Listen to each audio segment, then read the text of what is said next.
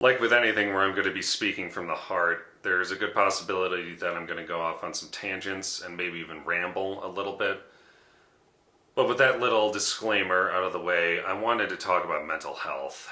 Specifically, or I'm certainly going to be focusing on anxiety and depression because those are the challenges that I've been dealing with lately. I should just say that I used to kind of make light of not mental illness because I have a lot of sympathy for really anybody having to deal with a severe mental illness, something in the likes of say schizophrenia or even bipolar disorder. I have a lot of, or really any other mental illness or serious one. I have nothing but sympathy for those people. While I could never understand what they're going through, because I've never experienced it myself, I do have a lot of sympathy for them. But I used to make light of mental health.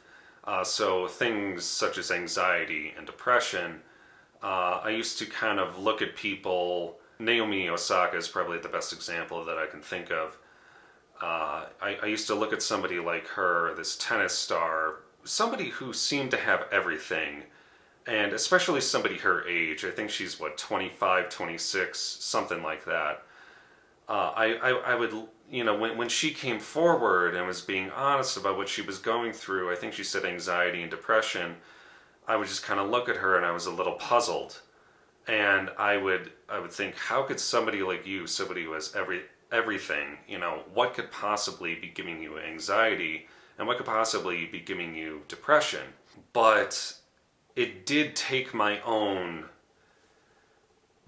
battle and struggle with anxiety and depression to realize just how serious these mental health issues are. And I think that is a little bit unfortunate. I mean, it's certainly easy to look at a celebrity. I mean, there are cases where somebody might be complaining about something and you just kind of got to look at them and be like, okay, shut up. But there are plenty of cases where,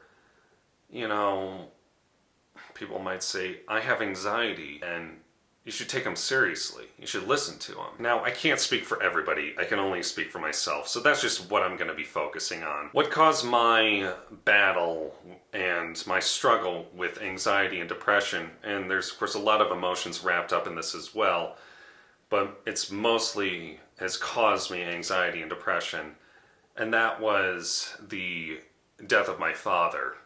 But while I do have a long way to go, I have been fortunate that I have been able to deal with those emotions in the right way, and they have gotten a lot better. But when after he died, that same day, the three of us were in the funeral home, and at one point, it didn't really matter that I was there, but I was just kind of getting the feeling, I forget exactly what those emotions were, but I felt like I needed to get out of that little conference room that we were in. And I'm sitting in the middle of, kind of out in this little lobby area of this funeral home, and this, I don't really know how to describe it, but effectively this wave just kind of crashes on top of me with all these emotions, primarily depression, but also anxiety and a lot of fear. I'm just thinking through, oh my God, what if I have to go through this again, either with my mom or my brother or even myself?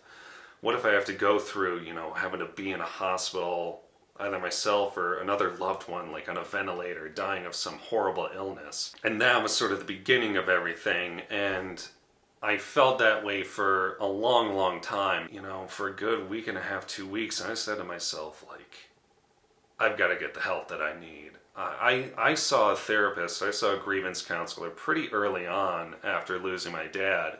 Now I say it's a battle because in those first weeks it was really tough. I didn't know what was going to happen, and it just kind of became a game of survival. I don't know if there's really a great way to wrap it up other than to say get the help that you need. Also, try and come to an understanding with it.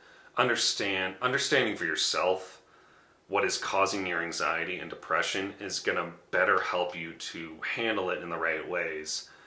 But I think also importantly, most importantly for yourself, but also for the people around you. And also too, if you're somebody else, if you're an outsider looking in, it's really important to be compassionate to that person that is dealing with the anxiety and the depression or whatever their mental health issue may be, not to brush it off. I mean, because like I said, that's somebody that I was, and then it wasn't until that I went through my own problems that I realized how serious it is, or how serious it can be. Don't brush it off. Go to them with compassion. Say, okay, what's going on? Can you talk me through it? You know, because even just being there for that person and just listening to their issue is really big. You shouldn't be so compassionate that you're not helping them. And that's a really tricky thing for me to try and explain. All I know is that in my experience, that doesn't help. So don't brush it off, but don't be maybe so compassionate. Like, offer realistic solutions. For somebody who might be an outsider, if you see somebody who's struggling with this, the three most powerful words, or some of the three most powerful words in the English language or any language, are how are you? Because something so simple can go a really long way. Thank you, and take care of yourself.